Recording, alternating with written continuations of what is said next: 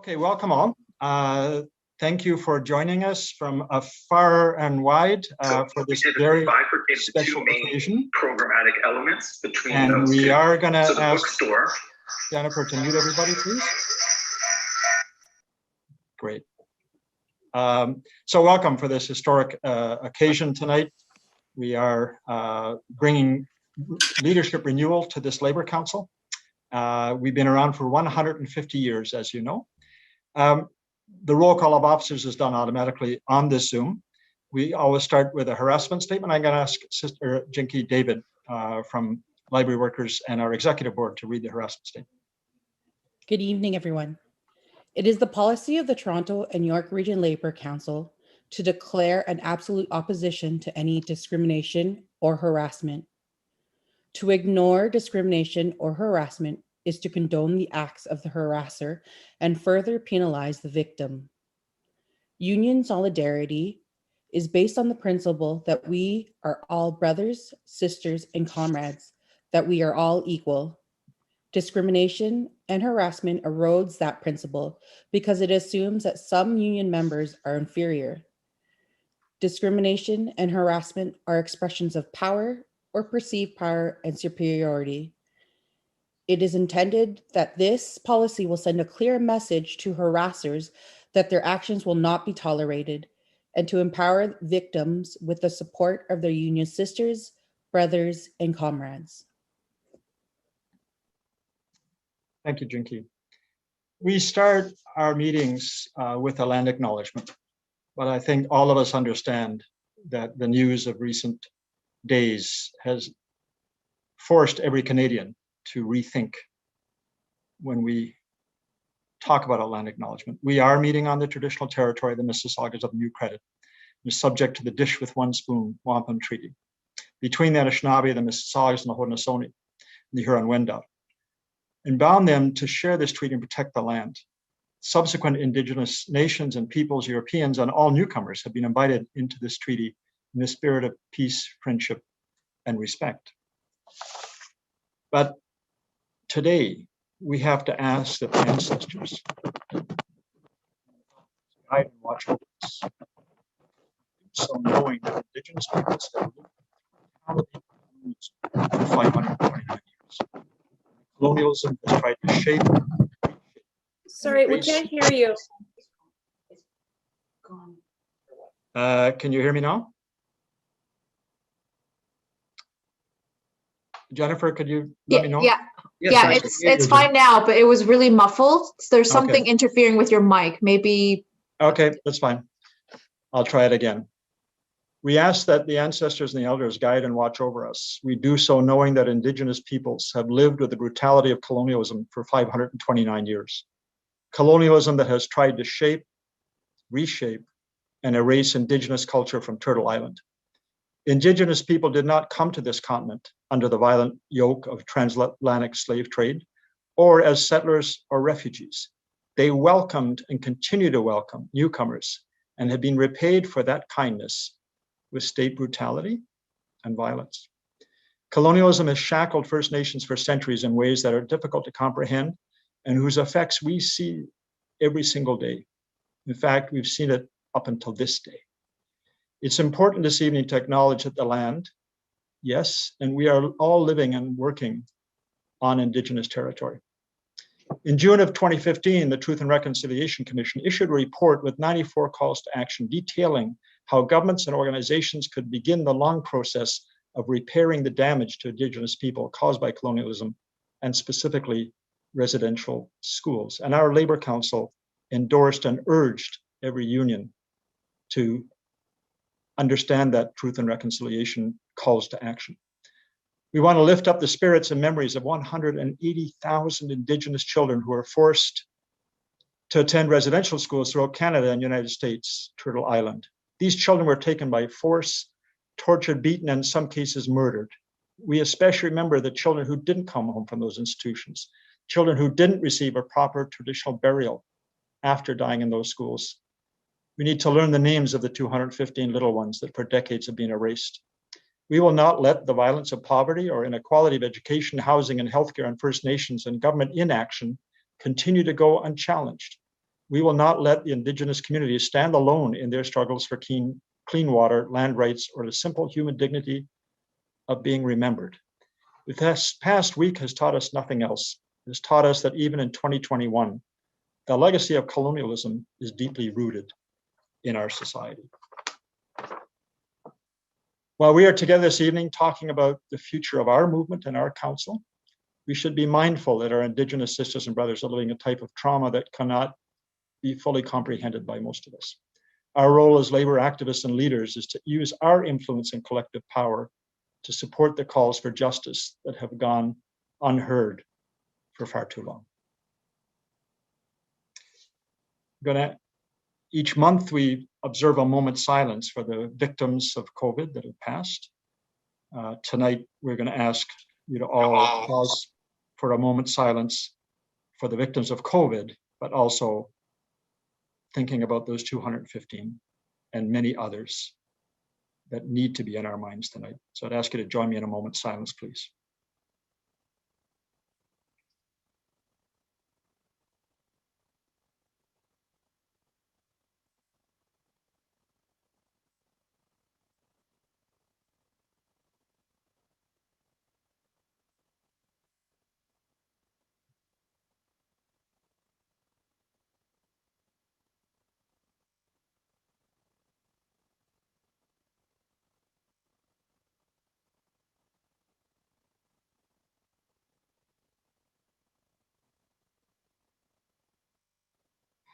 Thank you. I'd also urge you, if you have not read parts of the Truth and Reconciliation Commission report, that you take some time in these coming days, look it up and read the words that are there.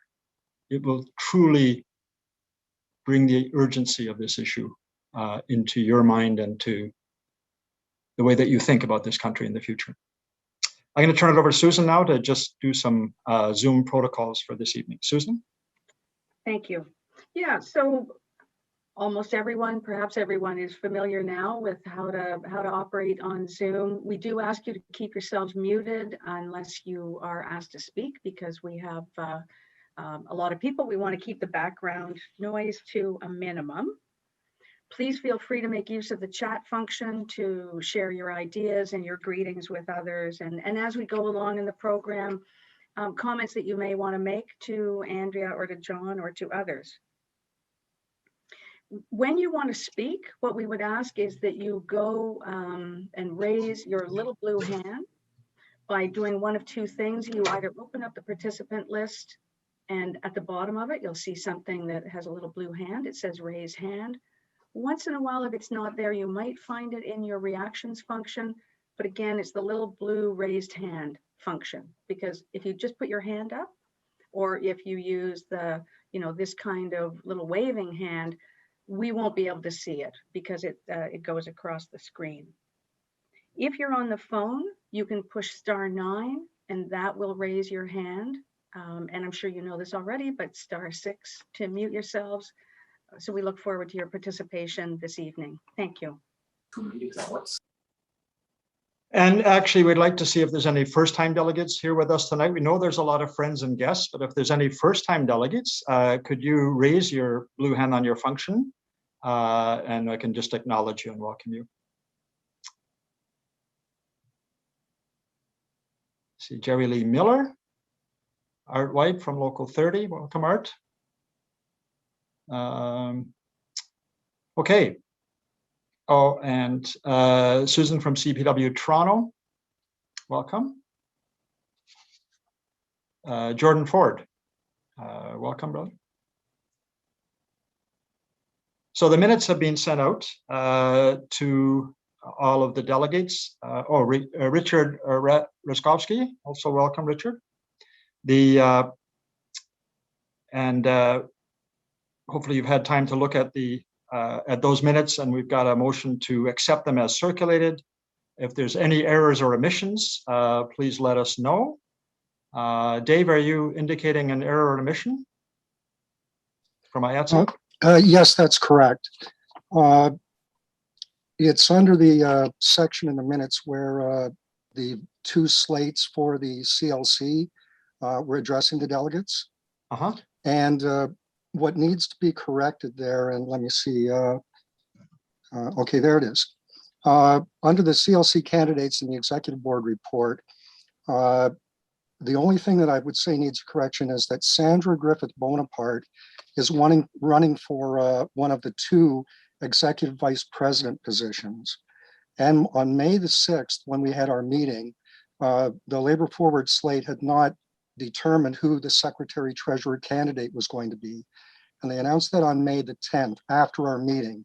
So we had the candidates for president and the 2 executive vice president positions. I mean, I don't know why the CLC has 2. Everyone else seems to have just 1, but they do have 2. So they had both of their candidates. And so that's all. The only correction I would suggest is just change after Sandra Griffith Bonaparte running for executive vice president. Okay, great. Seeing others, then people have started the vote to accept it with that amendment, and it looks like we're accepted. Thanks very much. The credential report, Doug or David? Hello. Yep. Go ahead, Doug. Hi. On Thursday, June 3rd, 2021, credential report, I've moved the following. TP Local 3903, 6 delegates. OSTF D12, 22 delegates. SEIU Local 2, 2 delegates. I so move. Okay, and that's been moved and seconded to accept those credentials. Could you vote, please, on if you're a delegate, vote for that motion or against the motion as you choose. While we're waiting for that to come up, we have one strike that has finally hit the news. Rexplast up in North Etobicoke, Steelworkers Local 8300, and I think we have Tom D'Souza and Carlos Perez from the picket line, actually, that might be joining us tonight. Do we know if they're on the line yet? I'm on the line. Okay, welcome. I'm live, John. Yeah, welcome. Do you want to give us an update on the Rexplast? Sure, John. The last time we met a month ago, we were just a couple of weeks into the strike. We are currently now in the 6th week of the strike. The employer currently, with a few of the media that's been going out, that we have out, emails to all their suppliers, and we have got now a proposal from the employer yesterday from Howard Levitt, which was shameful, which was exactly the same as what he proposed that the strikers went out for: a 0% increase first year, no retro, 1%, 1%, 1%, and a signing bonus of $125. I will rebut to that on Monday. Just give it a few days to stew. And then one of the things I wanted to reach out as well to the Labor Council is we have a company that's supplying the scabs here, and they're called A to Z Workforce. So A number 2Z Workforce in Brampton. They are bringing in the scabs that are international students, which we believe are working more than 20 hours a week. When if they're in school, they cannot. I have filed a complaint with immigration on that as well. Last night, there was 3 girls that never showed up once we said that we have contacted immigration. I don't know whether we can send letters to scare this A to Z Workforce. We're going to have our legal as well, looking into this as well. And looking for support of any of the locals that do want to support the local 8300 strike fund, as we presumably believe that this could be a long strike if things don't change. We've had a donation now from our district office and also Local 2020 in the north, combined together of $10,000 that we will be receiving next week. And just a shout out to all the locals that want to contribute donation to this strike. Will be greatly appreciated. Thank you very much. And I'll get Carlos to say a few words. Carlos. Hey, everybody. Well, as Tom said, we're in the 6th week of the strike. Things doesn't look as bright as as at the moment, but at least there's an opening on the door. We're going to do a counter proposal on Monday, and then we're going to go from there. What I want to tell everybody is thanks for the support. We still need a lot of support from from all your locals, all your unions, and we would really appreciate your help. We're a small company, but we're very strong together. So I appreciate all your help and thank you very much. God bless you. Thank you. Thank you very much. And just remind us, the address is 500 Barmac, right? Near Weston and Finch. Is that correct? If people want to stop by the picket line? Yep. 500 Barmac Drive, yes. 500 Barmac and the picket Western line Road and Steel area. every day. So please, and we have a number of people in the chat saying, you know, that they're very concerned. We don't want immigration called per se.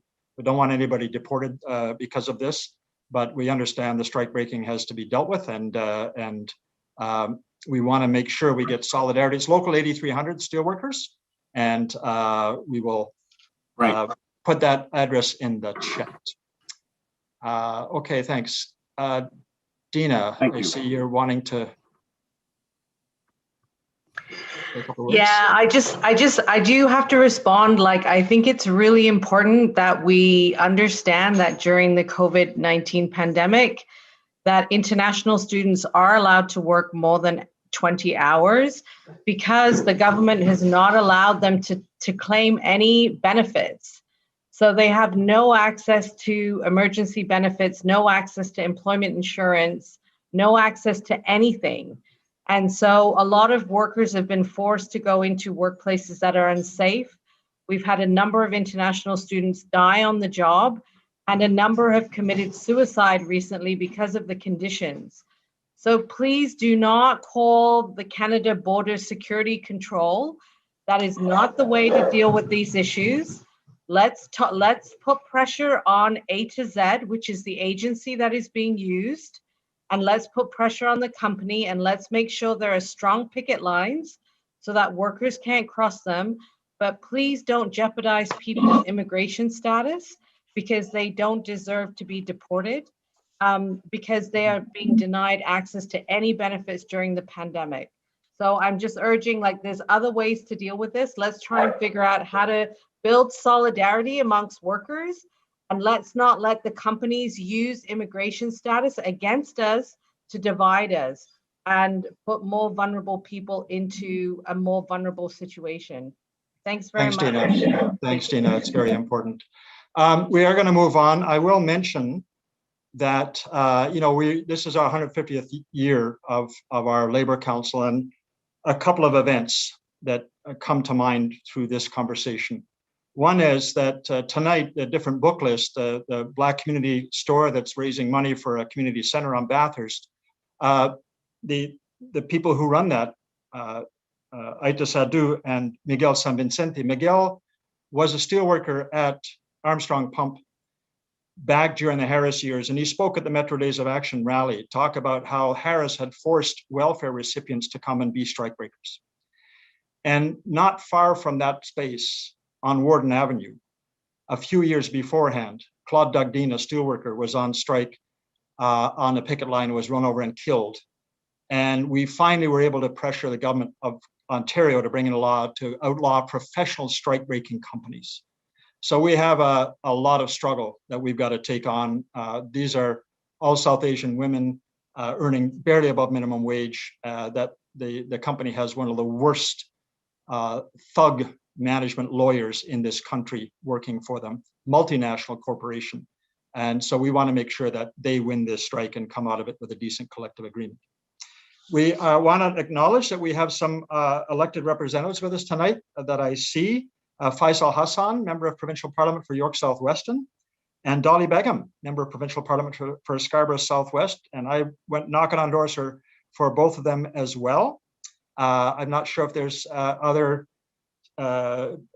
members of the NDP caucus here in Toronto. As you know, when they were elected, every single one of them came to our Labour Council, told their story, and there were remarkable stories of that journey that brought them to political leadership.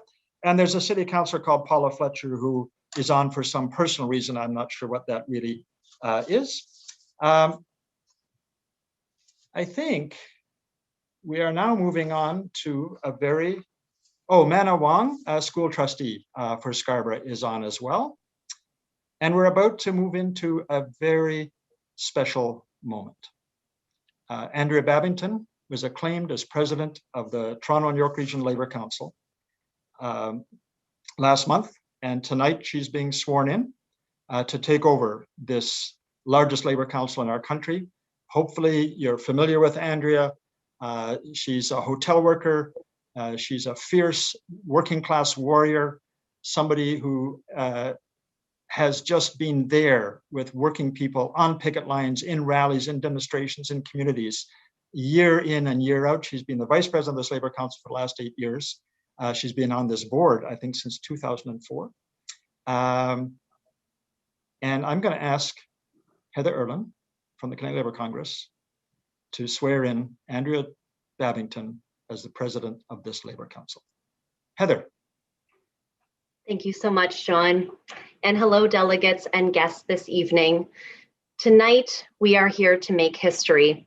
It is a great honor to swear in Andria Babbington in this oath of office as president of the Toronto and York Region Labour Council.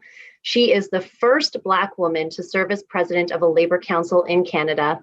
Andria, if you would please repeat after me. I do hereby sincerely pledge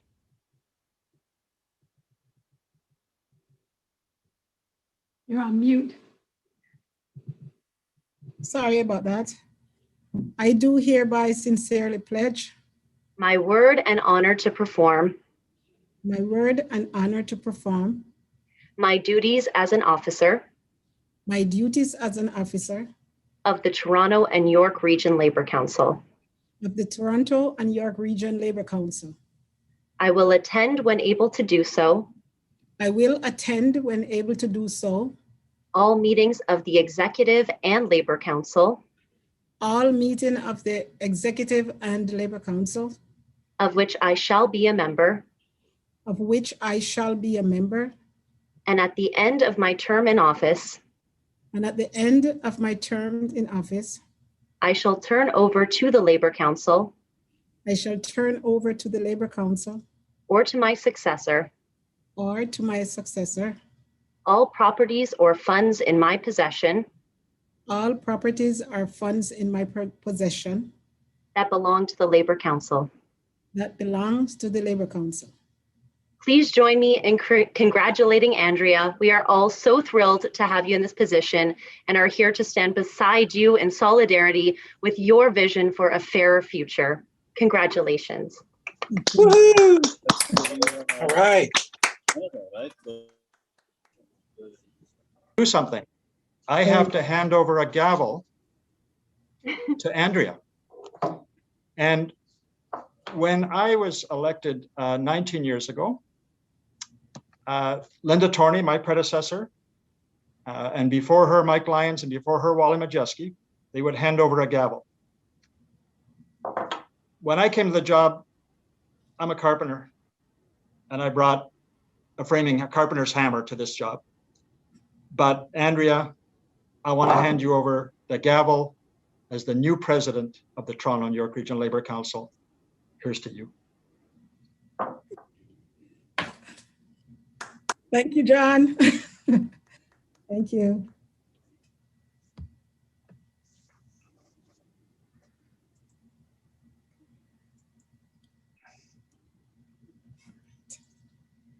Yeah, so I want to let John know that I will use this gavel. Maybe not as much as he banged on those tables, but hopefully he did enough work with our members that they'll be more kinder to me. So I want to spend a little bit of time just to give a little bit of speech as what's inside my heart and where I want to go. And before I do so, I want to say that I am deeply humbled to accept this position and to serve as president of this great Labour Council. I look forward to working with every one of you to propel this organization forward and with it build a strong fighting labor movement. I am privileged to be joining you today from the land that has been inhabited by Indigenous people from the beginning. As settlers, on the ancestral traditional territory of the Ojibwe, the Anishinaabe,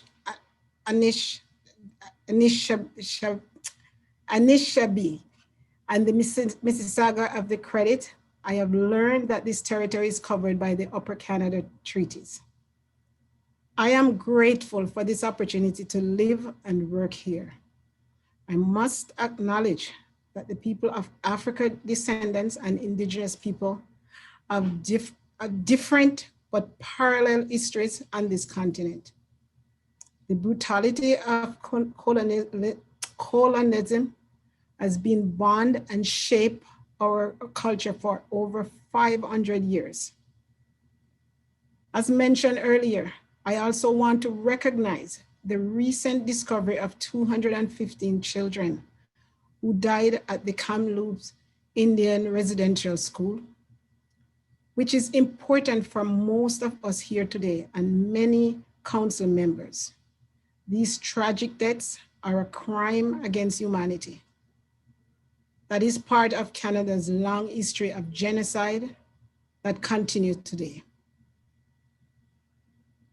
We mourn this tragic loss and extend our sincere condolences to the families and friends of the children. I thank all the generation of people who have taken care of this land for thousands of years, and I ask the ancestors and the elders to continue to guide and watch over us. Friends, the road ahead of us will be a hard one. The past few years have been incredibly challenging for workers in the Toronto and York region. And the COVID-19 pandemic has only intensified the struggles and inequality that is the daily reality for workers. As a movement of labor cannot be ignorant of this reality. The bosses did not let a good opportunity to gouge workers pass them by, and I'm sure you all agree we are losing this ground. But I know from so many years of work with all of you that it doesn't mean giving up. It means there is work to be done and much we can accomplish.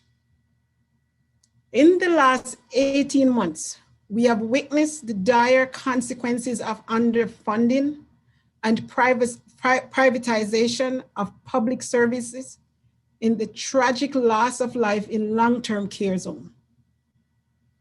We have seen the workers who carry this country on their backs through this crisis hailed as heroes, but treated like villains.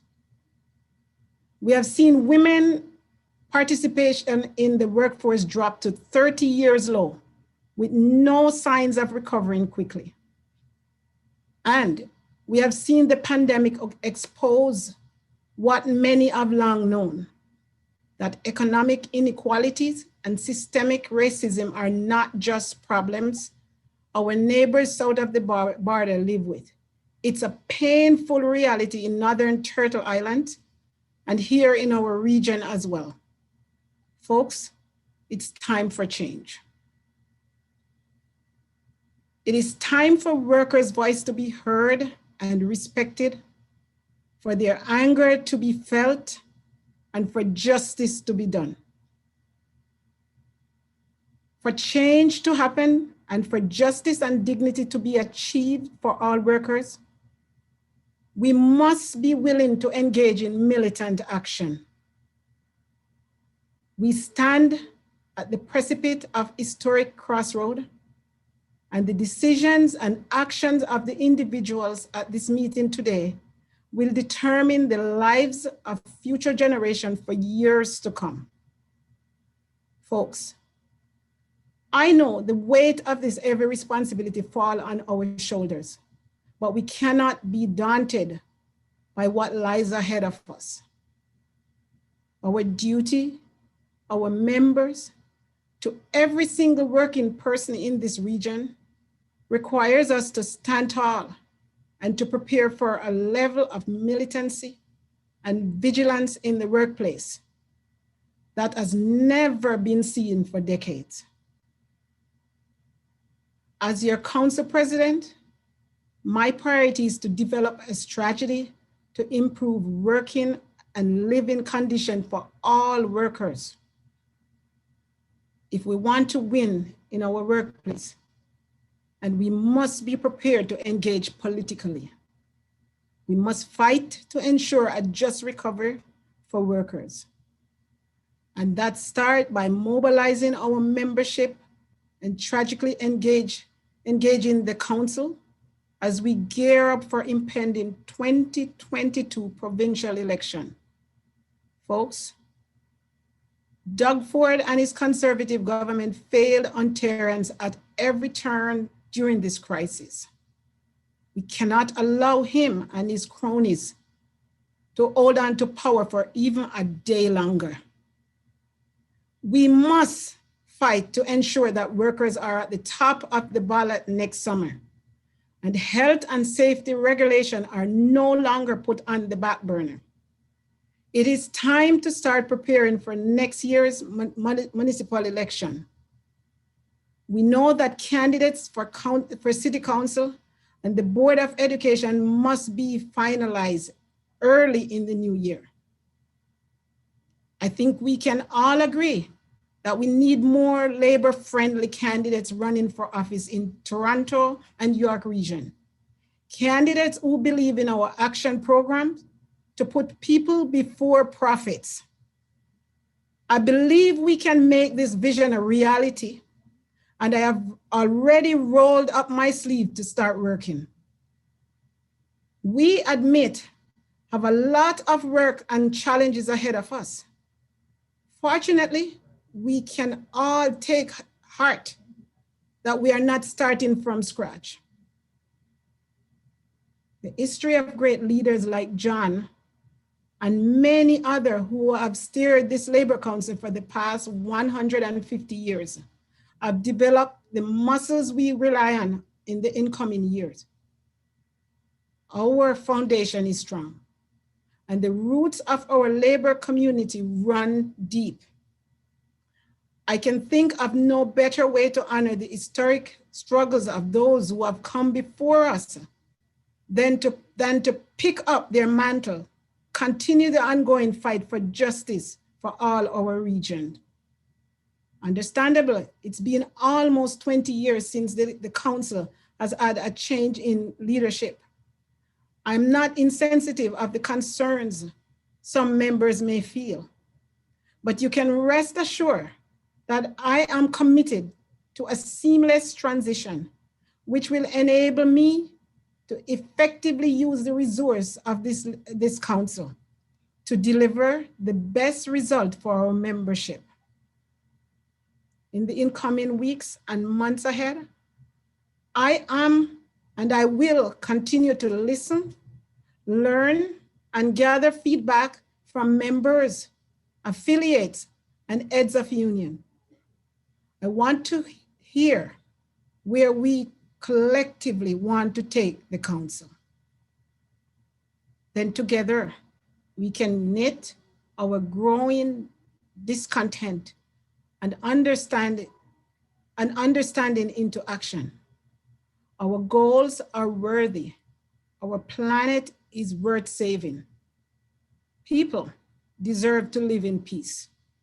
And I firmly believe our children and grandchildren deserve to inherit a better world. So let's win it for all of us. I hope you are with me. Thank you. Thank you, and solidarity to all. Thank you. Please feel free to unmute yourselves and give your congratulations to Andria. Woohoo! Congratulations! Congratulations, Andrea. Yes, Congratulations, Andrea. Wonderful. Congratulations, Andrea. Congratulations. Wonderful speech. Congratulations, Andrea. All the best. Congratulations. Big shoes to fill. You're more than capable. Congratulations. Thank you, thank you. Congratulations. Thank you. As I said and promised before, so that Brother Cartwright hand his gavel over, and I'll do the official banging of it to start the remaining of the business. So before we go any further, there's someone else that we need to acknowledge and really spend a little bit of the time showing our appreciation and special messages to, and that's Brother Cartwright. Brother Cartwright announced a few months ago that he'd be retiring, and this is why we're here talking about the next phase and turning over the gavel. But I also want to say that Brother Cartwright always, and I admire him, always introduce himself. Every time he's doing a speech, he's always proud to say he's a carpenter by trade. And I also wonder why, like he, almost 20 years he's doing this work, and he's not just a Labor Council president, but a carpenter by trade. And I thought it's just someone who's proud of the work that they're doing. But I came up with my own solution to that. This was someone who built in that other lifetime and was proud of the work, but naturally, I think he used the same skill in the labor movement by lifting up leaders like me and others, by mentoring many of us to take on the torch. For that today, I took the gavel from him. But I also admire the fact that he also was able to use the skill, the carpenter skill, to build up this labor movement, to patch the areas that's broken, and to teach us how to patch what we have and also how to build anew.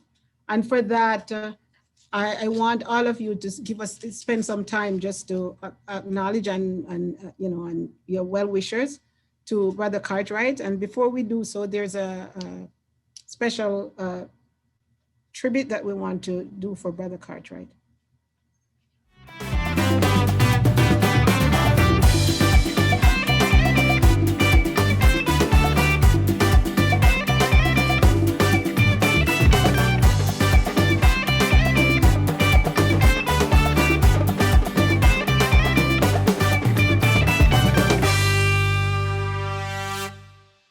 Time is not long enough for me to tell you all the good things about John Cartwright.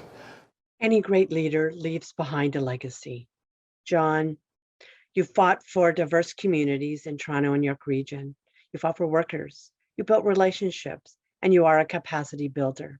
You picket, you march, you rally, you educate, and you agitate. He feels very deeply about the self-emancipation of working people, the self-emancipation of the working class. He's not a leader who sees it's his job to make change on behalf of people, but he feels it's his job to really empower or help to empower people to make change for themselves. He would have stewards assemblies where 1,000 stewards and activists would come together, conferences where we dig deeply into the question of how to bring anti-racist perspectives and policies into our workplaces. Huge get-togethers, conferences on the good jobs for all or green economy. This is the method in which he worked. The whole family were coal miners and really were strong in workers' rights. His grandfather on his mother's side was a labor leader in Blackpool, and his mother talks about going door to door to collect the dues because, of course, there was no checkoffs. John joined the military reserves when he was a teenager. What really bothered him was the racism and also the warmongering. He left and went and participated in producing Guerrilla Newspaper, which many will remember was a militant newspaper in the early 70s in Toronto. John's whole family is so proud of him. His 3 kids, Trevor, Evan, Erica, and of course, myself, of course, the labor movement is a community that we both belong to. And it is John's family. It's so important to him. John has always been proud to say he's a carpenter by trade. As an apprentice woodworker, John saw a colleague treated unfairly. It was a non-union shop, and this unfairness helped propel him into organizing in the labor movement. He joined Carpenters Local 27. Later, he ran and won his first elected office in the early 1980s. My earliest memory of John was fighting for public transit at the City of Toronto in the early 1990s when there were few jobs and where union members were out of work and we needed to build a city and we needed subways. And he was one of them that put it all together and said that we need to make sure that we build our city, provide union jobs so that people can live in Toronto. Eventually, John left the building trade and moved on to the Labour Council. And he never wavered. He continued to do what, helping working people. So I met John when he was running for Toronto York Region Labour Council president, and he talked to me about his vision. He wanted to build stronger union power in the City of Toronto and York Region with more engagement with activists, local leadership, but also with an inclusive lens. And he brought many other diverse leadership to the Labour Council Executive Board. And that was very early on in his mandate. I'm thinking right now about working with you on Hotel Workers Rising, a really innovative community labor coalition that the Labour Council built with Unite Here to raise the standards in the hotel industry. And that was an incredible opportunity. John and I were in basements talking to Latin American community media, got to go really deep into places where we could find allies to stand with hotel workers at that time. You've been a friend to the hospitality workers in the GTA, who are mostly people of color, immigrants, and you've always been there, 6 o'clock in the morning, 7 o'clock at night, no matter what time you need it. The $10 minimum wage campaign was something that John was very committed to. He understood that so many people, particularly outside unions, were living on a pittance. And this campaign was hugely important for the broader working class in our city. We had meetings that took place in Parkdale, in Malvern, in Rexdale, where ordinary people were coming forward, hundreds of them, just talking about the lives they were living and the fact that they were not making enough money to live a decent way in this city. It won in the sense that it raised that minimum wage 28%, and I think a real accomplishment of John and the Labour Council. It was about a decade ago, and the Good Jobs for All coalition formed out of a conference. I think the coming together of over 1,000 trade unionists and community folks in one locations, brainstorming and strategizing, it gave people a sense of hope. Or what you saw was the three crises that intersected with each other. You saw the financial crises, you saw the environmental crisis, and a racial crisis. And these three comes together in creating a new pathway for labor and community to come together. I credit John for his vision and also his tenacity in building and bringing all these folks together. The Leadership Institute that John has created in the city is probably one of the most important things he has done. Of course, recognizing we have to continue to regenerate new leadership and to inspire them and build the confidence of them to ensure they have a place, of course, and a role in the movement in this great city. Who else is coming up through the ranks? Who else can we mentor and support to be strong leaders, the next generation, but also the next generation of inclusive leaders? Of course, he brings all these leadership together from a variety of affiliates to partake in a couple of weeks of training, but also an opportunity to build their skills and their ability. And what's more important, of course, they build a relationship with each other, but equally they appreciate, of course, the important work we all have to do in the city. John sees where we should be, and he empowers each of us as individuals about how we can get there. I want to be very honest. He was this scary white dude in like the middle of this scary labor movement, and I knew nothing about. I remember our first meeting, and with all the bigwigs at the table, it was just so intimidating. But you sat beside me and you made sure that I had everything that I needed to be able to negotiate and to represent the community. I was learning from you. You were teaching me about the labor movement in my early days, and our beer market sessions were amazing. Really want to get back to that, by the way, so don't think I forgot about that. I met John in 2003 when he came to Rexdale and asked for my help with an important school trustees race. So we worked together and got the progressive candidate elected. Then I told him that labor shouldn't come to places like Rexdale when a race is upon us, and that places like Rexdale needed labor support all the time. Well, he responded with, "Great, why don't you do it?" and hired me as the Executive Director for Labor Community Services. John Cartwright called me and said to me, your time is up. This is your meeting night where you're going to go back to the local union. I said to John, really, John, I really don't want to get back into this thing. His word to me by John was, so you're going to let them win. Well, that was enough to get me going back to the local union. Would you believe the next election I was elected to a business representative and also to the executive of the local? And he was very good at pulling and tugging on others. Bring your gift, right, to this movement, to this storehouse. Let's build something special. He brought other labor leaders together on many issues, whether it be anti-Black racism or be it confronting Islamophobia or other forms of injustice towards migrants. Brother John Cartwright stand up for the Muslim community in Canada. And in a convention of OFL, he started with Assalamu alaikum wa rahmatullahi wa barakatuh. In 2009, when we had many protests against the Tamil genocide, not only he came to those rallies, he also brought other labor leaders to understand what the Tamils were going through. During 2020, several nooses were found on construction sites. John came up with a declaration for inclusive workplaces, and he moved those policies with the different unions and brought it to the City of Toronto and got the mayor involved. And as a result, there is now a firm framework that is in place that ensures that no racism will be accepted on the job site and in the workplace.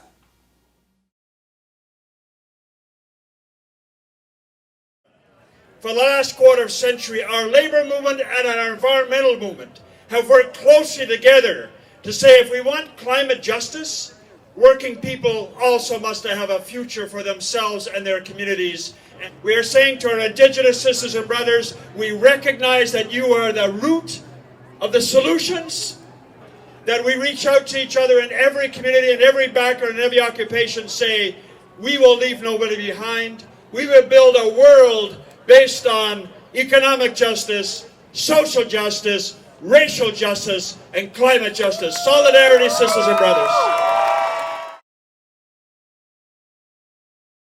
John has interwoven all of the green economy into his life's work. And working with Lek and Steve Shellhorn, they have created a new little institute. John is a great boss to work for. He's accessible, consistent, and willing to listen to all of my great ideas. Working with community in Mount Dennis Weston, also to move into pre-apprentice construction training, the building up of the Trade Links program and several other programs, and also the work with Working Green 2050, which is to build support among unions and their workers for a carbon-free economy by 2050.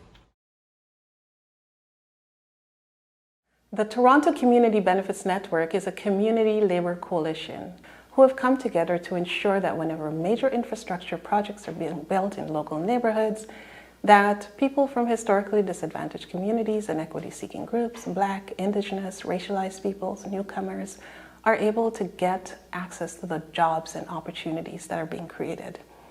This wouldn't have happened without the leadership of people like John Cartwright. He's put his personal and professional reputation on the line to advance diversity, equity, and inclusion in the construction industry.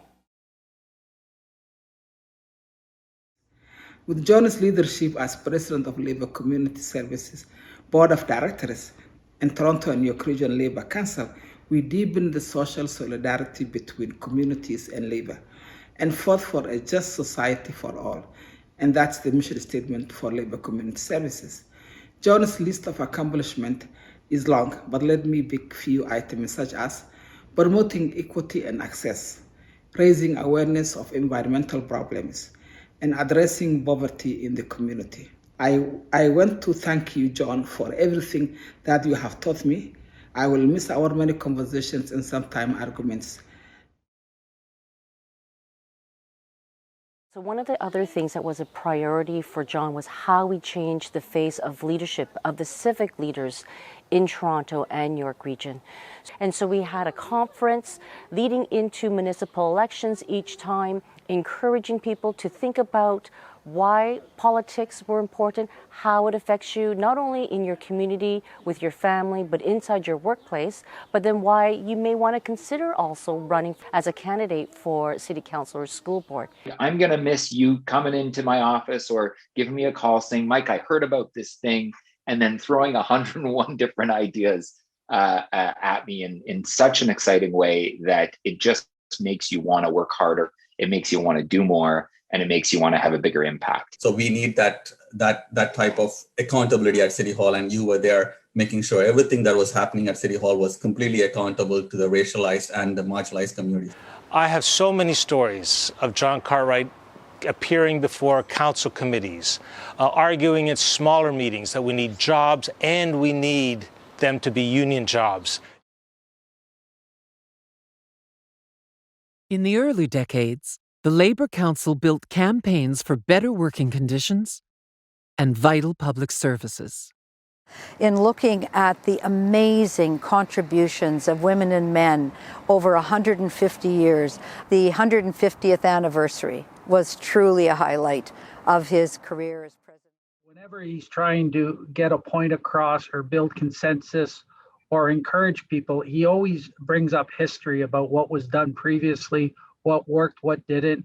He knows the players from many different unions and how it all fits together. I don't know, has everyone been on the receiving end of one of John's history lessons? People come to this country for generations.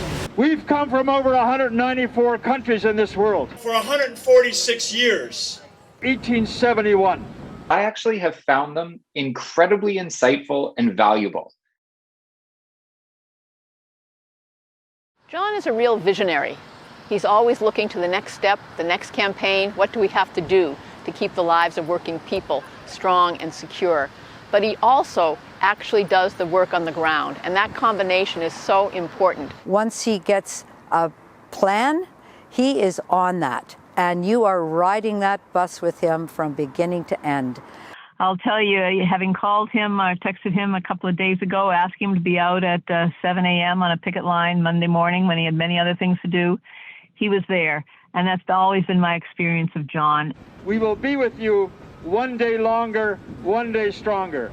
One day longer, one day stronger. Brother, when did you sleep? You know that you're going to get emails at 3 o'clock and 4 o'clock in the morning. At any time of the day and any day of the week. John's not one to say, hey, I saw the Leafs won last night. That might be the first 10 seconds of it. And then this is what I was thinking. And when he tells you, I was wondering, get ready. Every time that I got your call, always was worried. Should I answer or not? Because I knew when I answered, there was an ask behind that. You're a guy with a great vision, you know, a multiracial working class movement with allies on the inside and elected office, making substantive change while there's mobilizing on the street. TCBN is strong, the Labour Council, we have membership-based groups like ACORN and Now Progress Toronto. Working on the big social justice issues that impact Canada, democracy, environment, anti-racism. while at the same time promoting strong union rights. That's John Cartwright. That's the legacy that he leaves behind for all of us to emulate. I believe he's one of the most instrumental labor leaders in all of North America.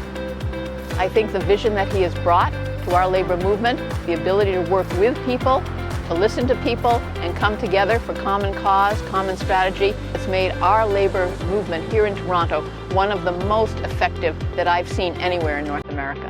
I joke that I can't believe I get paid to do this job because it is so satisfying. It is so much of what I believed in all my adult life. And I just want to thank each and every one of you for being part of this amazing journey of the working class in this largest urban center in this country. À bientôt. We will see you in the whirlwind. Thank you, John. Okay. Thank Good you. Grazie tanto. So thank you, John Cartwright, for everything that you have done for all of us. Been great being able to lean on you. I'm going to miss you for sure. We're all going to miss you. We wish you a long and happy retirement. I want to thank you, John, for everything that you have taught me. It was a privilege and honor to fight with you. Thank you, my friend. Wish you all the best. You'll be popping by, bringing on some history, and so we can figure out how we can continue to solve the problems of the world for the working class. Solidarity, brother. We will see each other in this struggle. Thank you, thank you, thank you.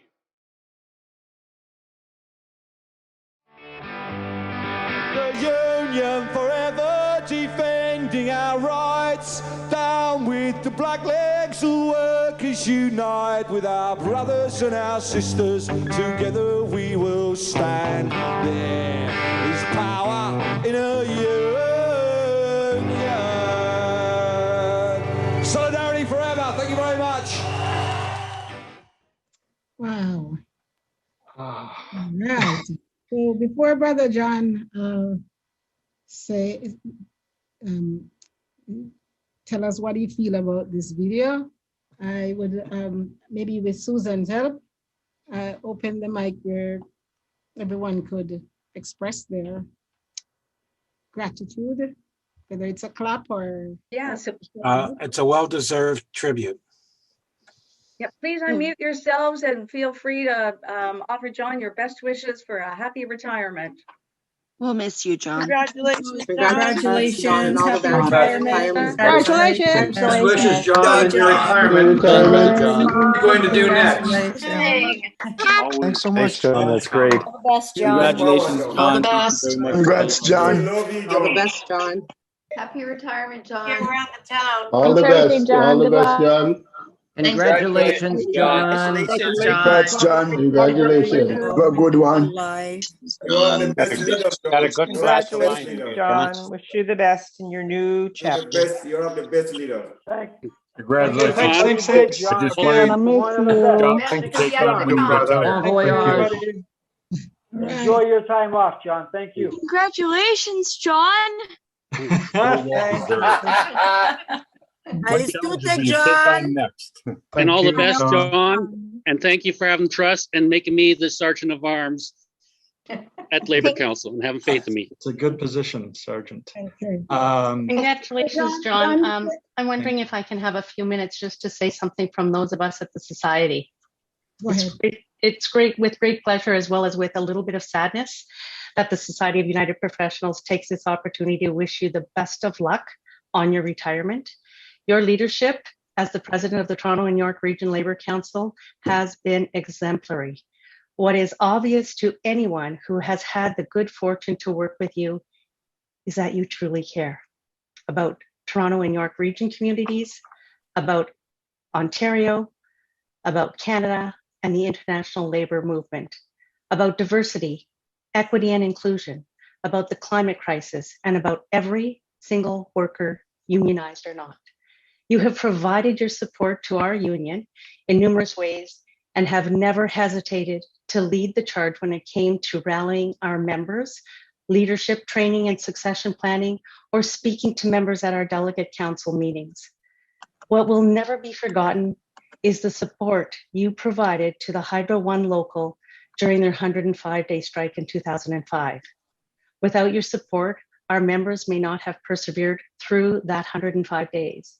And I personally don't believe they would have won that fight against two-tier wages and benefits.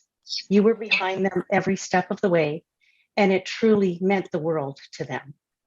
In your honor, and to thank you for all that you have done over the years, we have made a donation to the Toronto Workers' History Project, and we have purchased 5 bricks in your name at the Different Booklist Culture Center.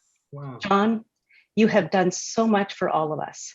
So on behalf of myself, Scott, Chris, Vicky, Ralph, Rohit, Dana, and Judith, we wish you well, and we are happy and hopeful that you'll find some time to enjoy this next chapter. Please stay in touch. Thanks.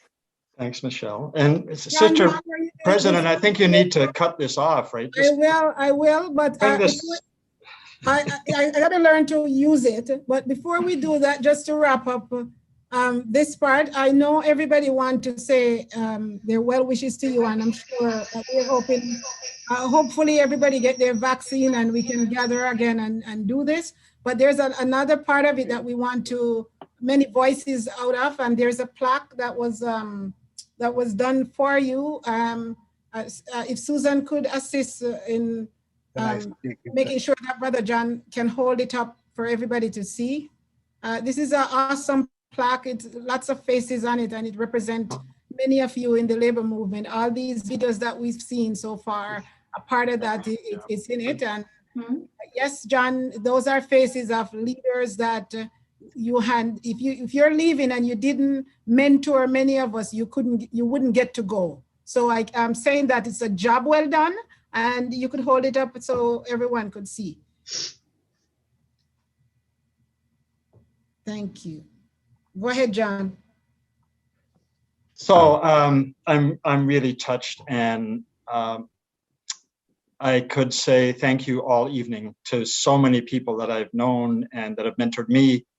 So I'm going to keep it really short, and I'm going to end with a poem, because that's part of using culture that sustains us in the hardest times.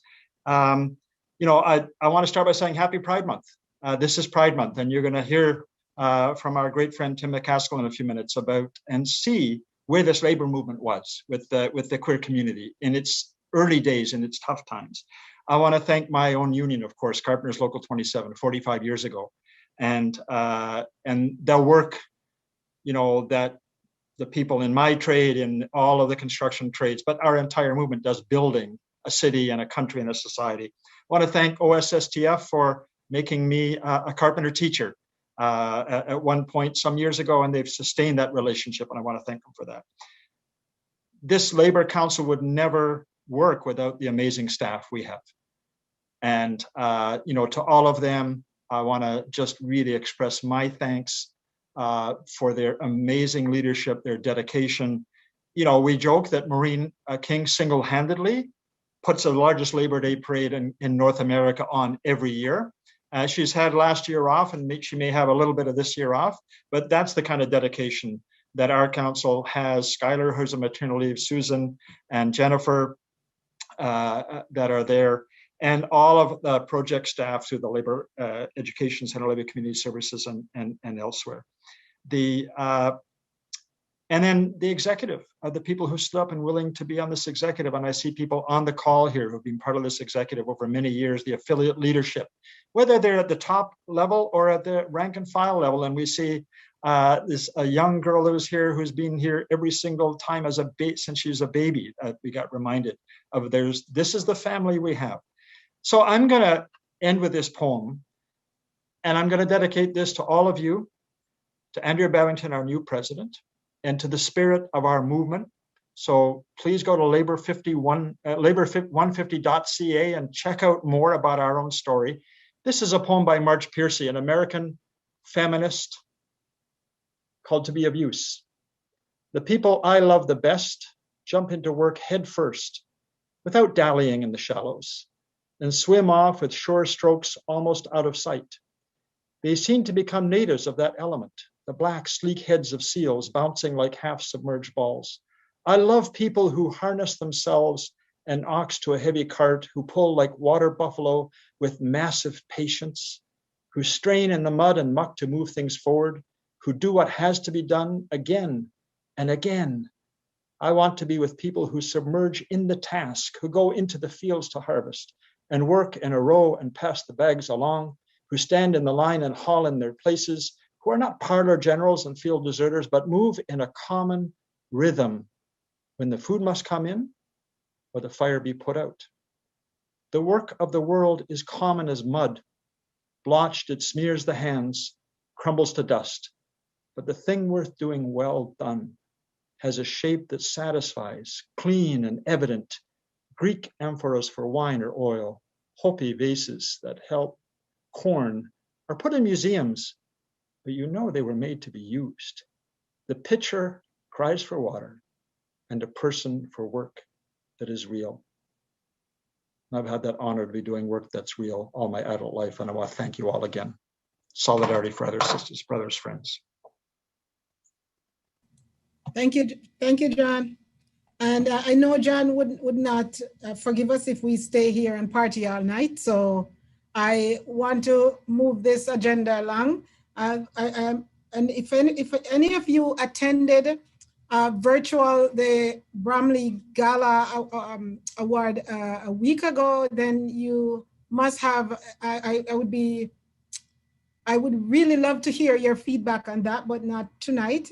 We have been participating in this award for a few years now, and last year was a challenge, and this year we also wanted to make sure that we use the time. It's a virtual award, but it was well done. So I'm going to ask Sister Danica Izard to give us a report. Thank you so much, Andrea. So we celebrated the Bromley Lloyd Armstrong Gala last week, and while the gathering was a bit different than in previous years, it was still an incredible celebration. Our theme was inspired by his speech where he received his honorary doctorate from York University in 2013, where he said, "I see before me a new generation of thinkers and a community of activists. If you become an agent of change, the reward will be beyond measure."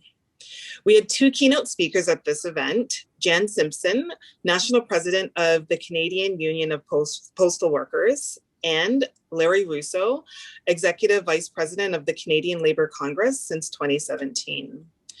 The Equity Committee of Toronto and York Region Labour Council established the Bromley Lloyd Armstrong Award in 2005 to commemorate the courage, dedication, and outstanding service of Bromley Lloyd Armstrong to the labour and human rights movements in Canada. Our first award winner was Chris Campbell from the Carpenters and Allied Workers of Local 27. Our second award winner was Layu Gao from the Ontario Public Services Employee Union, Local 594, Family Service Toronto Bargaining Unit. And our third award winner was Ivan Dons from the International Union of Painters and Allied Trades, District Council 46. And our next award winner was the late Megan Whitfield from the Canadian Union of Postal Workers, Toronto Local, who was a leader, trailblazer, mentor, friend, and so much more.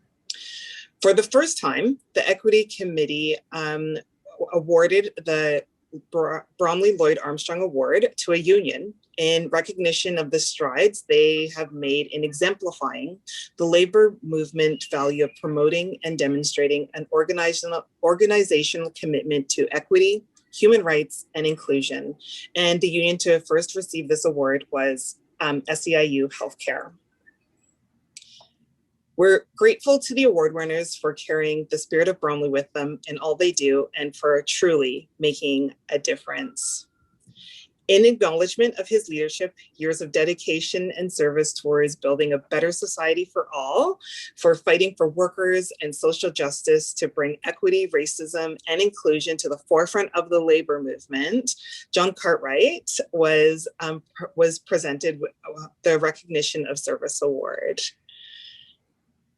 So we also wanted to thank our platinum sponsor, the Carpenters and Allied Workers Union Local 27, for being being a platinum sponsor, and all of our other sponsors of the evening as well.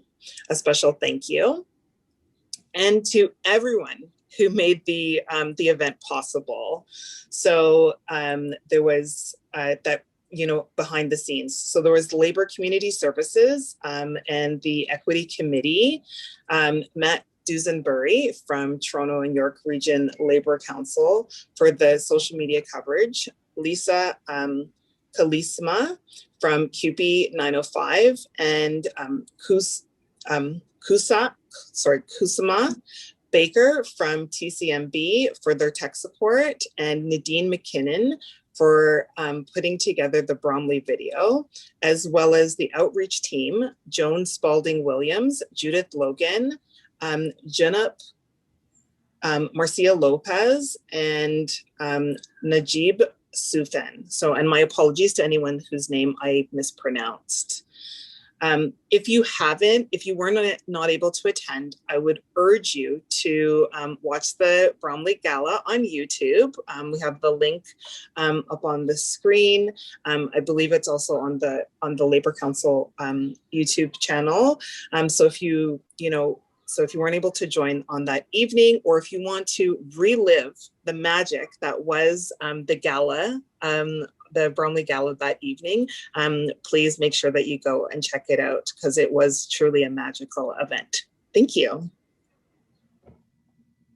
Thank you, Danica. So we have to talk about what Bromley would have wanted. And a lot of that is learning, education, and the next step for action. And we have the Indigenous and Workers of Color Conference that's coming up. And I'm gonna ask Brother Ainsworth to give us a little bit of update on how it's coming, and hopefully everyone is ready to do the turnout. Brother Ainsworth. Yeah, thank you, Andrea, and good evening, everyone. Indeed, the Bromley Awards was an absolutely amazing event. And we need to maintain and build on the momentum of this awesome event. Great speakers, well-deserved recipients. So we really want to maintain that momentum and energy and bring that forth into our Indigenous Workers of Color Conference. Last year, due to the pandemic, we were unable to have this event. As you can see the information on the screen there.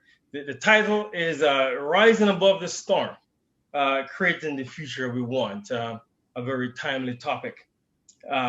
It's going to be on June 12th at 9:45 to 12:40.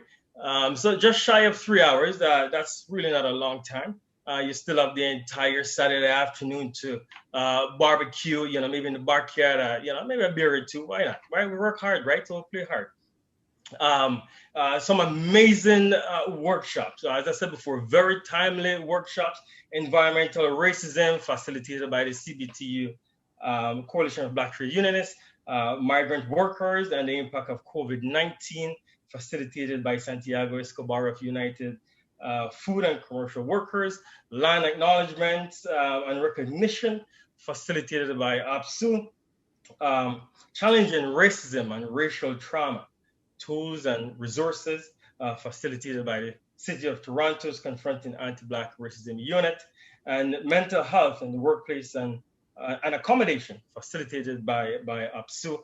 And our keynote speaker will be Rosemary Powell, Executive Director of Toronto Community Benefits Network.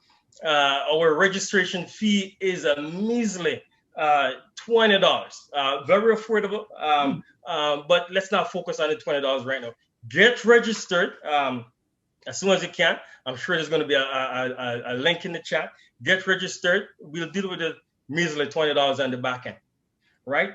So an amazing workshop, folks. So please register. Please reach out to your union leadership. And if you're the union leadership on this call tonight, by all means, please get your membership registered for this awesome and amazing workshop and event that we're going to be having on June 12th.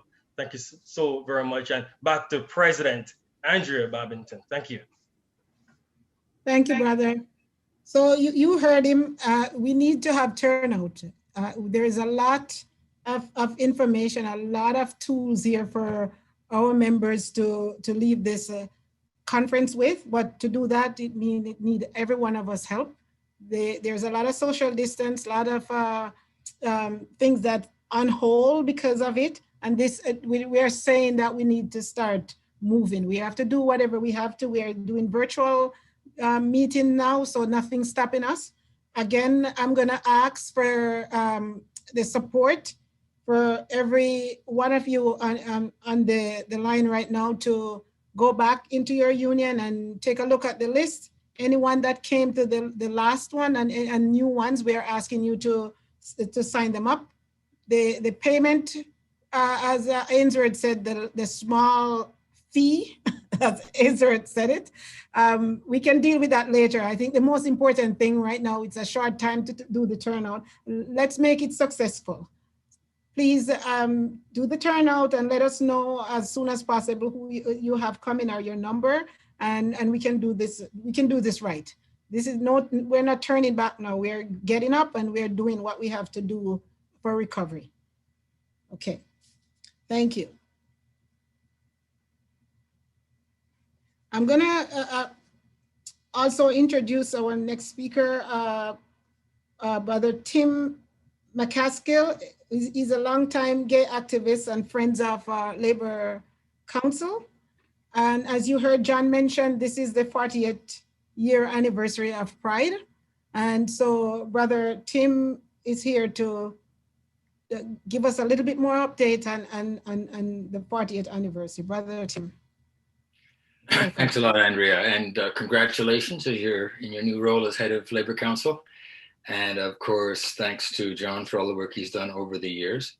It's not actually the 40th anniversary of Pride, it's the 40th anniversary of the Bath Raids. We did have Prides well before the Bath Raids in the 70s, even though the people who run Pride now seem to have forgotten that. So it's nobody's fault that that people get those kind of things mixed up.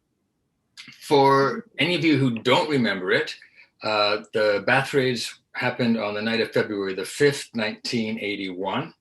And that meant that hundreds of police stormed most of Toronto's gay bathhouses. They smashed the places up, caused thousands of dollars of property damage, physically and verbally abused people who were inside, and arrested nearly 300 gay men. And that was, at the time, the second largest mass arrest in Canadian history. It was topped only by the War Measures Act in Quebec in 1970. Since then, it's been displaced by the G20 in 2010. For the police, records, I guess they say records are meant to be broken. The 1981 Bath Raids are sometimes referred to as Canada's Stonewall, referencing the famous '69 riots in New York, because the following night, February 6th, 81, 3,000 people took over Yonge Street in protest. And that was only the first in a series of really massive rallies and marches that took place that spring and into the summer. The Right to Privacy Committee, which organized the protests, also raised money for lawyers to defend those arrested, the vast majority of whom were ultimately acquitted.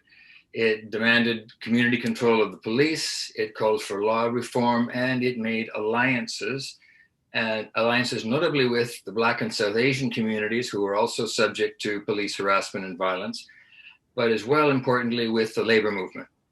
Wally Mccaskill, who was at that time the president of the Labor Council, spoke out on behalf of 18,000 union members at the second big demonstration that February, and later again at an indoor rally at St. Lawrence Hall.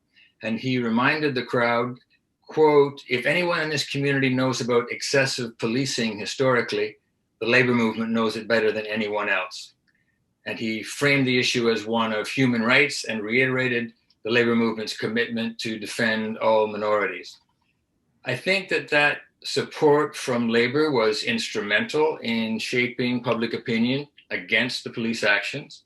It was also a catalyst for many LGBTQ people to come out in their unions, where they and allies won protections in contract negotiations, and eventually in the Human Rights Code itself. It established the labor movement as a consistent ally in a long struggle against homophobia, racism, sexism, and all forms of discrimination.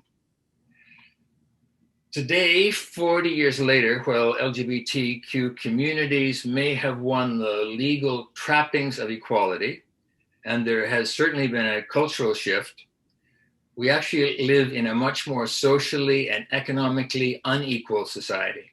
So we've moved from a position where we had legal inequality but relative social equality back in the 70s to one where now we have legal equality but social and economic inequality. And police, as before, are still given a free hand in dispensing violence against those who they feel are at the lower end of the hierarchy. 40 years ago, the right to privacy called for community control of the police. Today, a new generation of activists led by Black Lives Matter is calling for defunding of the police. And we're confident that the labor movement will stand in the forefront now as it did in the past. So thank you all very much for having me, and congratulations on the turnover of positions in the Labor Council. Thank you. Thank you. Okay, and now we're actually going to watch a very short video clip that shows Wally Mccaskill demonstrating solidarity with the LGBTQ community those 4 decades ago.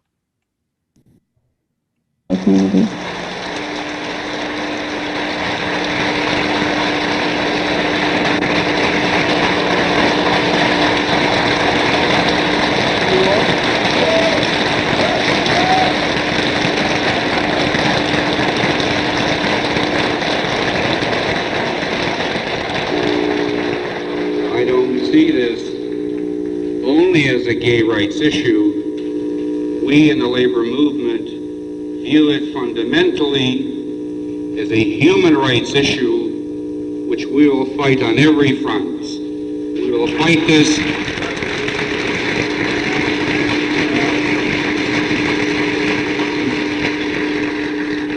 We will fight this for every minority group. And I remember the fatuous statement made by the chairman in this city: would you in fact take the same kind of position if it was another group?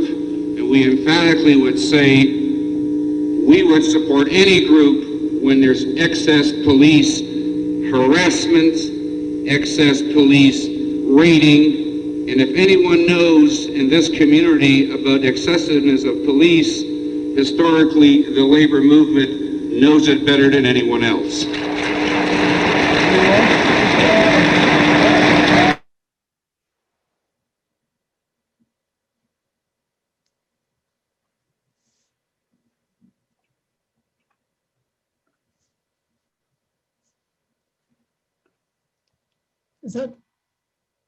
That's the end of it? Over to you. Oh, okay. Thank you. Okay. So, as you know, we are celebrating the 150th year anniversary, and it's we're on this part where, as we gather the narrative, we gather the our own journeys. It's still a work in process, and again, we're going to get a little bit more update from Sister Rochelle Amier. Sorry if I pronounce your name incorrectly. If you don't mind, if you could come give us the update on the 150th.ca website. Thank you, Andrea. Hello, everyone. Good evening. So welcome again to Labor150.ca, the Labor Council's 150th anniversary website, full of history just about labor and stories that everyone should definitely take a look at. What we'd like to share with you today is the newest feature. So just by going into the menu item Again, you'll see all the features that are in the website currently. So we have the stories, who we are, resources, timeline, and activities, which you already know. And the newest feature we have is the map. So just clicking on the map feature right now, it'll take you to this map right here that has the pins. And what I'm going to do is zoom in. And each red dot here is a labor history significance site. And so what you can do is scroll down the right-hand side with all the points of interest, which are sorted out by alphabetical order. And so by clicking on it, it'll take you to that specific site on the map, which will also give you a bit of history. So it's all very packed with information and exciting stuff to learn. Or you could go directly into the map, click on the link, click on the pin, and it'll do the same thing. It'll give you that history that's at that location. Just scrolling down on the page, I also want to highlight that all the points that are currently on the downloadable walking tour map are on the Google map up here. And so you can click this and it'll give you a printable walking tour map. So we also just want to note that we will be adding on to this map. So be sure to check it out on a regular basis and check out the site. And again, labor150.ca. And thank you everyone for your time.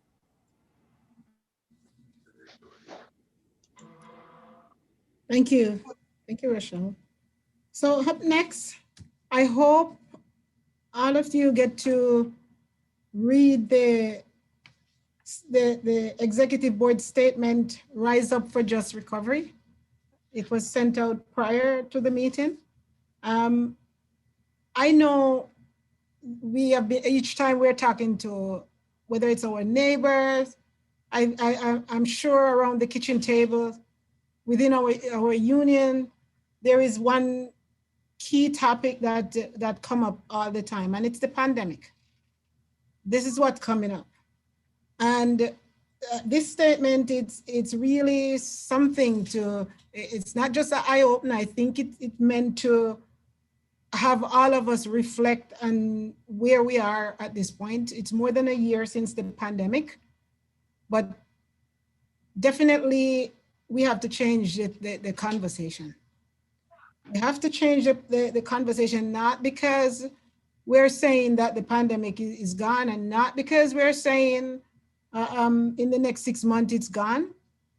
What we're saying and what I'm saying, that we cannot let it take over our existence. What I know for sure, while we're struggling through this pandemic, a number of our members, a number of family members in the community are without jobs. A number of them are working in dangerous situations. There's many of those workers out there have no one to advocate for them. Doesn't mean that we are safer than them because we have a collective agreement. I think it's even worse knowing that the worse it gets for them, it's also about us.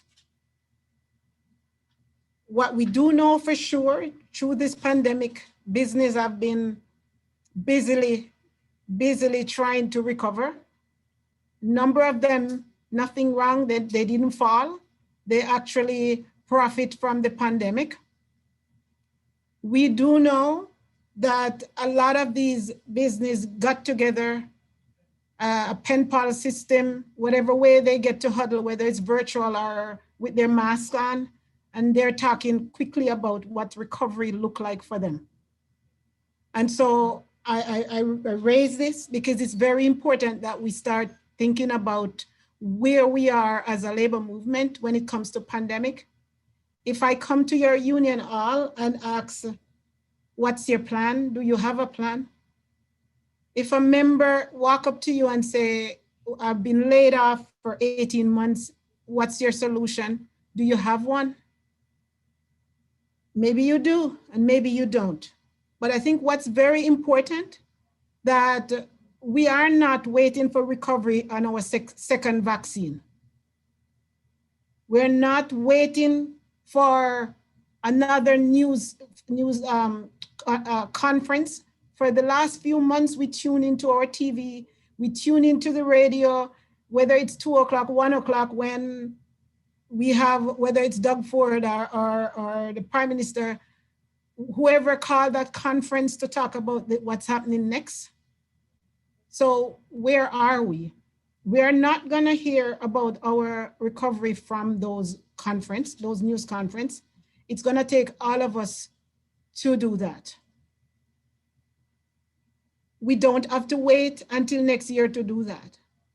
I would strongly urge that all of us need to go back into our union shop and assess, get a checklist out. And that checklist, I think you'd want to start since last March or wherever you think you start shutting down. What have you been doing since then? Have you been having your own membership meeting? Is it just your board meeting you're having? Have you been connected to your members? Don't wait until somebody say this pandemic is over. You say when it's over. And I think it's very important that we start to look at what's happening. Strike is happening. Do we want employer to say, you know what, those are poor workers out there, social distance is going to prevent them from winning? I already won? No, we are going to make that decision one way or the other. Rex Plus is out there and many more will come. We cannot allow employer to use Rex Plus and any other workplace that have to go on strike, use them as an example to the rest that's coming up. We have many collective agreement that's coming up to expire soon. And this cannot be the example that it said. We need to start talking about getting up, rising up. Our theme is rise up for just recovery. And this is the time. This is the time when we are going to go out there and start connecting ourselves first internally within our union. And then we need to start reaching out for solidarity support for the ones that need it. Our community need that. There is a lot of issues out there that need to take care of. There is anti-racism attack that's out there that we can't say because we have to wear our masks, we can't go out and voice and stand up. There are strikers that out there that we're saying, okay, we'll come. I would advise, again, if we could come up with a plan, and I'm willing to work with you with that, but starting your own. We did that before by adapting one of these actions. Whether we pick a day and pick a small group from our own union and start going out to send that message to the employer that we are not sleeping and we are not waiting for a second vaccine to stand up. We are going to, because they took their office into their basement and in a room when the pandemic shut down, and they continue business. And definitely what we're saying right now, we better start getting up and making sure that we're checking off the list and start getting ready. 2022 shouldn't be where we start planning. 2022 should be where we are sure what's on that checkoff sheet and we're ready to go. So if you haven't read the Just Recovery statement, I advise that you go back and read that, because for sure, I am ready to hear from you and I'm ready. I have no problem to put my sleeve, as I said, but I definitely know that business already start making plans. They're not waiting, they profit and they're laughing. And they're profiting and looking at ways how to downsize our membership. When this is over, anybody retired during this pandemic, there's not a body that's gonna fit into those places. Anyone that passed during that time, it's excessive workload. Union density is under attack. And yes, it's our livelihood. And for us to recover, we're not waiting for a press conference. It's about us getting together and starting to make that plan. And I know that we are short on time, and I would like to continue this conversation more. And so I'm going to also ask for Sister Lily and Brother Abdi to speak on this statement. Thank you, Andrea. Lily Chang, Keep Your Local 79. As you know, we represent 22,000 members who work at the City of Toronto, Bridgepoint, Health and Toronto Community Housing. So there are so many things that can be improved and ought to have been done better. For myself, I'll just speak about a couple of things that are very important for our members, and I believe for all residents of the City of Toronto. So first of all, what we've seen in the public service sector, particularly, we recognize in a time of crisis how important it is to have a robust public sector. And just weeks before the COVID changed our lives, we all heard that public health was facing some devastating cuts from Ford's government. But it is our public health workers who've been working overtime during this pandemic, doing the contact tracing and the immunization, and then of course our members who have been taking care of the homeless and the unemployed and the providing emergency childcare and enforcing emergency orders. But and while we got some emergency funding like last minute, that's not the way that our public services ought to be funded. And another thing that's very clear to our members is that profit has no place in long-term care. And the countless COVID-19 deaths that happen in personal care homes show that what we need is a universal Canada-wide standard for level of care. And care workers have to be paid adequately and not have to work in multiple homes so that they survive. So sisters and brothers, we all want better. And if we want better, then we must work to get better. No government is going to do it without pressure, just like we know when we go to the bargaining table, no employer is going to give us better benefits or better language without pressure. So I fully support this statement. And like I urge all of you, and I'm going to do this myself, but to not only support this statement, but to take it back to our members and our families and our communities. So let's rise up together. Thank you. Thank you, sisters and brothers. Can you hear me, sister? Yeah. Thank you, sisters and brothers.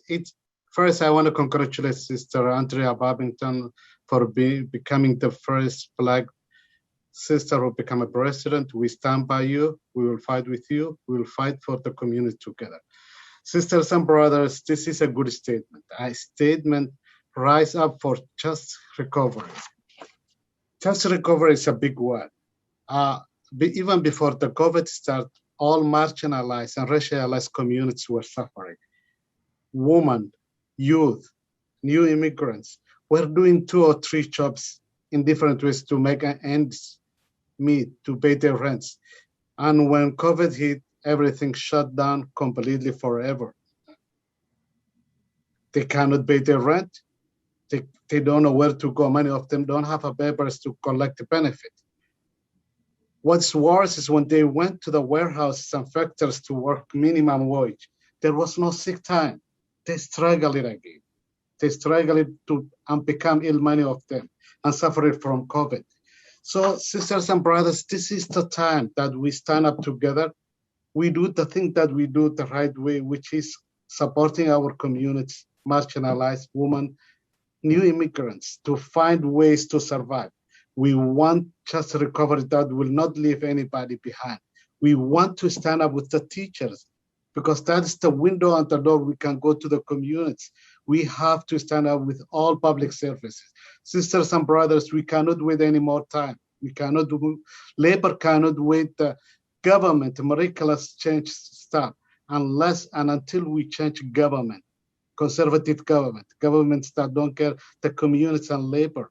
Unless we put people who represent us, people who think like us, people who will lift the marginalized, racialized women, immigrants, new people in this country up, we did not finish our work. We have to come together. This is not a statement only. It's a statement that needs work, that needs our support. I fully agree with Sister Lily Chang and Sister Andria Babbington. Let us go, and thank you, John, for your work. Thank you for your many years. Thank you. So, Suzanne, can you put up the vote?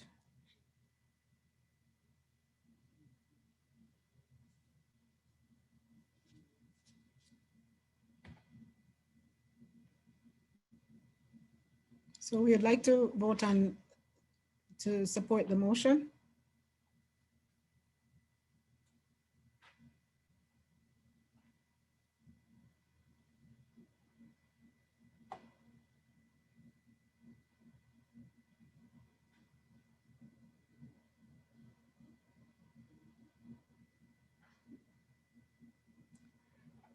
And while you're voting, I'm gonna also ask for Sister Laura Thompson to speak on the statement for migrant sex worker. Okay. Hi, Laura Thompson. Am I Okay, good to go? If you pause for a second, sister. Certainly. So, okay, so this vote is carried. 90% yes. Thank you. Go ahead. Okay, thank you. Hi, Laura Thompson, OPSU Local 503. Pronouns she, her. I also go by they, them. Speaking on behalf of the Women's Committee that, along with the Executive Board, is putting this resolution forward. So that resolution would be justice for migrant sex workers. I don't know how extensively folks have had the chance to go through it, but we will refer you to the two main asks of this resolution. Specifically, that they, so for these, the ask is that Labor Council, based on the recommendations from the committee, continue to stand in solidarity with sex workers, including migrant sex workers and sex worker advocates, by supporting the full decriminalization of sex work, which, among other things, will afford all sex workers access to rights, full rights, including labor and employment rights. With that as well, we ask that Labor Council stand in solidarity with migrant sex worker networks and advocates such as Butterfly, Asian and Migrant Sex Worker Support Network, in their work challenging the use of immigration policy and anti-trafficking policies and programs on migrants engaged voluntarily in sex work. The spirit of this resolution really came to us via Catherine Powers. Some folks may remember they were previously a member of this committee through their activism with Butterfly, reflecting on kind of our meeting tonight, and we've discussed. It's become very, very clear that among our history is being advocates and allies for the marginalized, for the most vulnerable. And we talk about workers, we talk about those marginalized. We're talking about sex workers, and within sex workers, we're talking about migrant sex workers. For those folks who know, in terms of decriminalization, decriminalization is what most sex worker activists have been asking for as workers, in terms of what they need to be able to do their work and do it safely. I recognize in putting this resolution forward that there are a lot of different thoughts and feelings when it comes to the conversation around sex work. What we would ask in relation to this resolution is that we come to the place where we're all united. I think we can agree on that all workers should have the right to do their work and do their work safely and come home at the end of the night, and let alone be respected and have access to a union or collective agreement, or at the very least the Employment Standards Act, which, because sex work is criminalized, sex workers are not able to access. So with that in mind, we ask that Labor Council build on the solidarity that we started in 2017 in recognizing sex work as work, and continue our history of supporting marginalized people and vulnerable workers, and continue to be their ally through advocating for rights and not rescue. Thank you. Thank you. So we're going to vote on the statement. And while you're voting on the statement, I just want to make another quick announcement. The July delegates meeting will be on the 6th. The first is it's a holiday, so it's moved to Tuesday, July the 6th.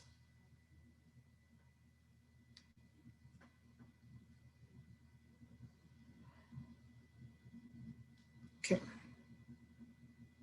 Okay, so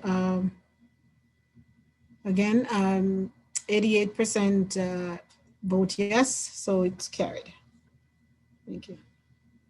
Okay. I'm going to turn this over to Brother Abdi for a correspondence report. Brother Thank Abdi. you, sister. Thank you. We have two correspondents tonight. The first one is request from Progress Toronto for sponsorship for a live cooking demo.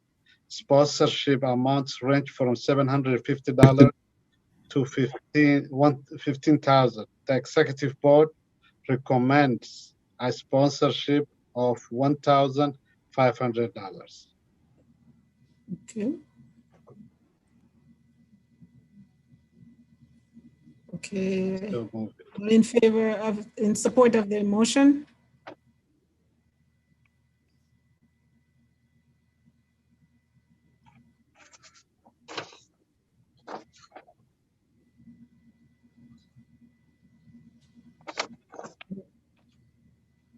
And while you're voting, Brother Abdi. Yes, okay. I will continue, Sister Andrea. The second correspondence is request from Social Planning Toronto to renew our membership. The Executive Board recommends we renew at a cost of $150. I so move it. Okay, so the Progress Toronto at 1,500, that vote is carried.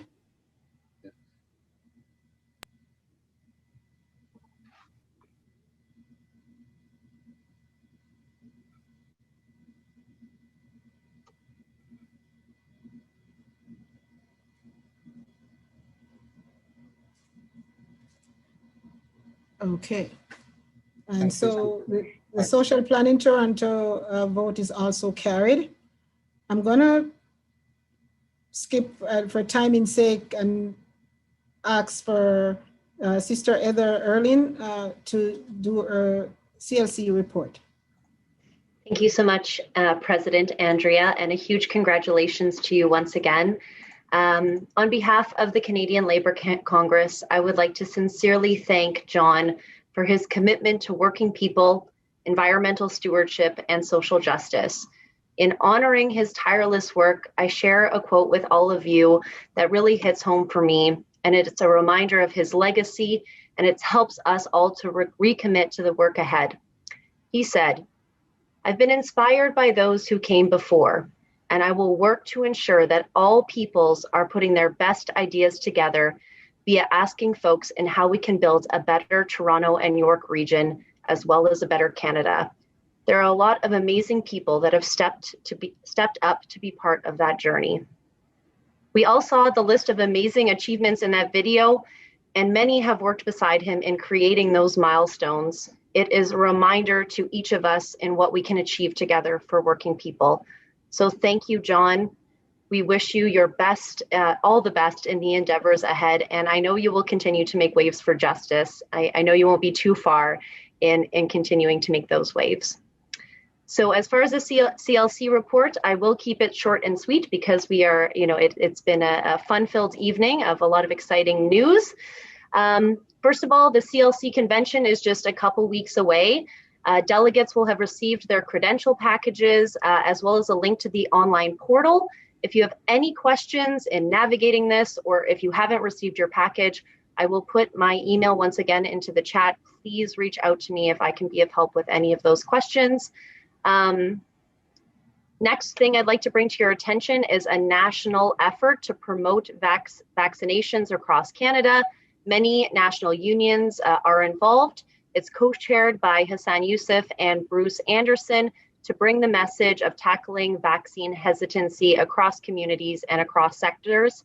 It's been publicly endorsed by both Jagmeet Singh as well as the Prime Minister. If you haven't heard about it, it is fastertogether.ca. I will put that link into the chat as well. I'll briefly comment on what's already been said. June is Indigenous History Month, with the tragic news that we've learned this week. I do encourage what John had put forward earlier for each of us to take it on ourselves, if we haven't done so already, to read the Truth and Reconciliation Commission report. I will put that link into the chat as well, and really to understand our own commitment and what it means to fight for justice for Indigenous peoples alongside them. It's also June is Pride Month, and if you're interested in getting some of the fun backgrounds like what I have, I'll make sure that the Labour Council has that so that you can get a hold of them. There's also several important statements from the CLC on 2S LGBTQ+ rights and what we can be fighting for during the pandemic. So please check out canadianlabour.ca for those advancements and what we're working towards. Lastly, there is, well, two more things. This week until June 5th is National Accessibility Week, and the CLC has just launched a new Disability at Work handbook. I will also put that link into our chat. Check it out. I think it is a tremendous guide and can really help a lot of workers. And I want to finalize on Laurentian, Okufa with northernsolidarity.ca if you want updates as far as where we're at and what's happening that's happening in the fight ahead.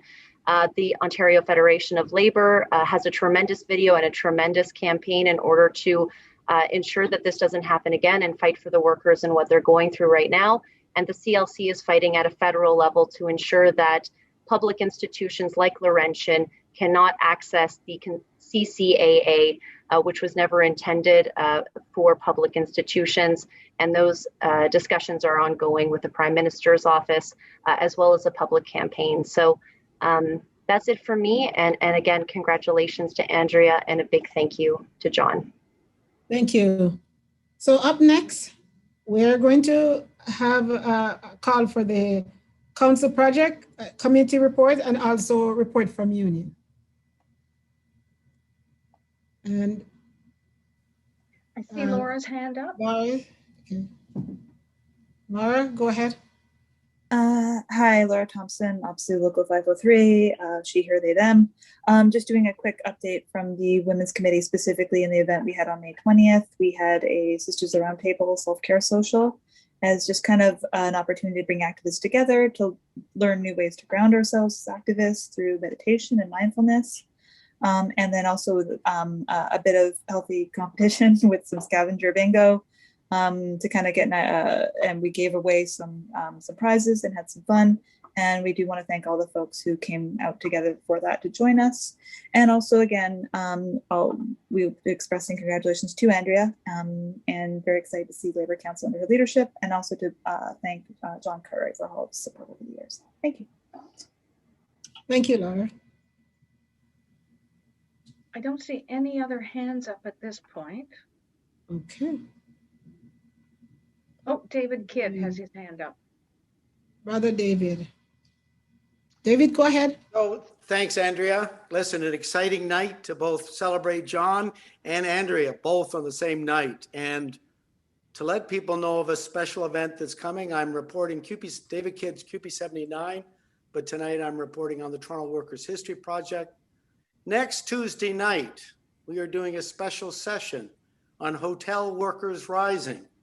And if you want to know a little bit more about the president of Labour Council, Andria Babbington, she'll be speaking with two others on the proud history of the union she comes from, Unite Here. We're going to be covering, it's the 60th anniversary of the 1961 Royal York Hotel strike that almost went on for a year, a proud struggle that was very central in Toronto. Jeremy Malloy will be speaking, and then we're going to hear from two exciting activists in the union, both Andrea and Zeleda Davis, who is an ex-vice president. We have a recording of Tommy Douglas, who spoke to the strikers in 1961, plus we have some videos and even the great HERE choir. I think we have a video of them. So it's going to be an exciting night on June 8th, and I hope all of you can join us. Also on June, and I can make sure I get the date right, the 15th, we have a special presentation on Black teachers in Ontario. There's a brand new book that's upcoming, written by a teacher activist, Funke Aled Ijiba. She's just put this book out, and she'll be making a special presentation on June 15th, Toronto Workers' History Project. So please join us. Again, thanks. I'm proud to be part of the celebration of both John's legacy and Andrea's beginning as our president. Thank you. Thank you, David. Sister Janice Aritza from OPSU Local 5111. Also has her hand up. Sorry to interrupt. Go ahead. Hi, Janice Ariza, Local 5111, LCBO. Just wanted to give you a quick update. Our collective agreement was up in March, at the end of March. They entered negotiations, and our bargaining team was able to hold off a lot of concessions which the employer wanted. They called for early mediation and settled on an agreement. We're going to vote next June 8, 9, and 10. Hopefully it'll carry. You know, with Bill 124, we were really strapped to, you know, to do any bargaining at all. So, but we're doing a 3-year deal, and with a wage reopener if the charter challenge is approved. And also, just on a side note, if anyone received a response from the 7-Eleven application, I received a letter from the 7-Eleven company asking if I would like to, explaining their, you know, position, and then if I would like to have a meeting, and I requested I would. OPSU has issued some talking points if anyone is in a position where I am, you know, that you need, you know, some support or you're uncomfortable speaking, which I am. So anyways, look to the OPSA website, reach out to me, or, you know, any of the Region 5 executive. Thanks. Thank you.